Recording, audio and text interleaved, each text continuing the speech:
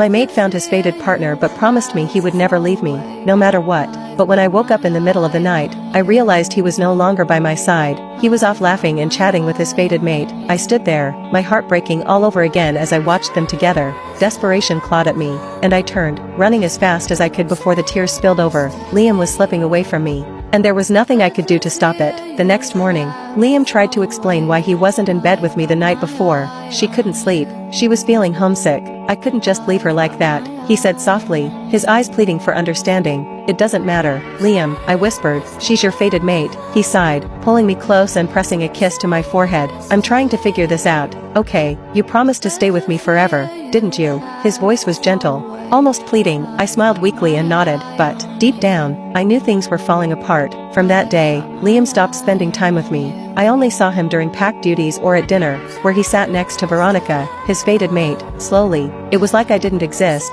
He practically moved out of our room, spending nearly all his time with her. I could barely breathe in the suffocating atmosphere of the house. That evening, I prepared for another awkward dinner. The only reason I still attended these meals was that Liam's aunt, Amelia, always insisted on me being there. She was the only person in the house who still treated me like I mattered. As I walked downstairs, I could hear laughter coming from the dining room. Isn't she amazing, Mother? Liam's voice floated out, followed by his mother's giggle. She's delightful, my dear, Luna Grace responded. Call me Mother. Veronica, you're practically my daughter-in-law already. I couldn't stand it anymore. I walked into the dining room, and the room fell silent. What hurt the most wasn't the abrupt halt in their conversation, but the sight of Veronica sitting in my seat, right next to Liam. Come, sit next to me, dear, Amelia called with a kind smile, motioning me to sit beside her. I did, trying to suppress the emotions boiling inside me. Veronica, with her syrupy sweet voice, finally addressed me. Clara, right, I've heard so much about you. Her fake sweetness made me want to gag. It's Clara, and that's good. I can't say the same about you, though, I replied coolly, taking a bite of food. She didn't like that, but her anger was gone as quickly as it appeared, replaced with that same smug smile. Veronica stood up abruptly, pushing her chair back. I'm no longer hungry.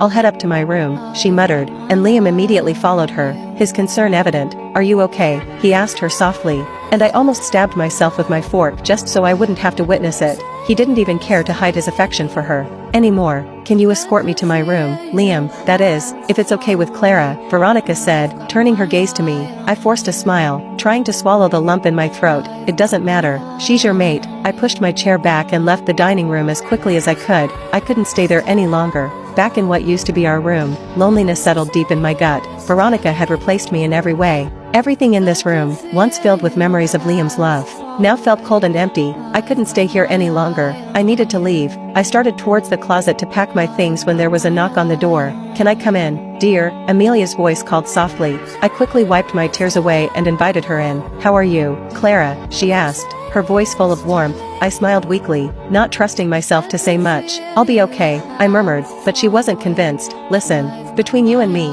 I think you're way better than that girl. She's too sweet, it's fake. I don't understand why everyone is so taken with her. Amelia rolled her eyes, and I smiled despite myself. It doesn't matter. She's his fated mate. No one can break that bond, not even a chosen mate like me, I said quietly. Amelia sighed, pulling a ticket from her purse. Here, take this. There's a big event coming up in a few days. Alphas, betas, gammas. Even the Alpha King and his son will be there. You should come with me. It's the perfect chance to move on. From Jerky McLiam, as I call him, she grinned, and I couldn't help but giggle. He's your nephew, I teased. Doesn't mean I support what he's doing. She shot back, making us both laugh. After she left, I stared at the invitation for a while before tossing it into the drawer. I had no intention of going. All I wanted was to leave this house as soon as I could. Later that night, Liam finally came into the room, smiling at me like everything was fine. My love, I've missed you, he murmured. But when he leaned in to kiss me, I turned away. He sighed, sitting on the bed. I need to talk to you about something, he began. There's this function coming up, and I was going to take you, but Veronica really wants to go. Maybe you could sit this one out. I'll make it up to you. I promise, I scoffed. Don't bother, Amelia invited me, so I'll be going with her, and after that, I'll be leaving this house. So you can be with your mate however you wish. Liam's face twisted in shock. What did you just say? He grabbed my arm, pulling me back as I tried to leave. You promised you'd never leave me, he whispered, his voice softening. You promised too, I replied bitterly, tears filling my eyes. But you've already left me, Liam. You don't care about me anymore. His expression softened, and he wrapped his arms around me. I love you, Clara. Things are just complicated, but I'll fix it. You can't leave me. I won't let you. I sighed, pulling away.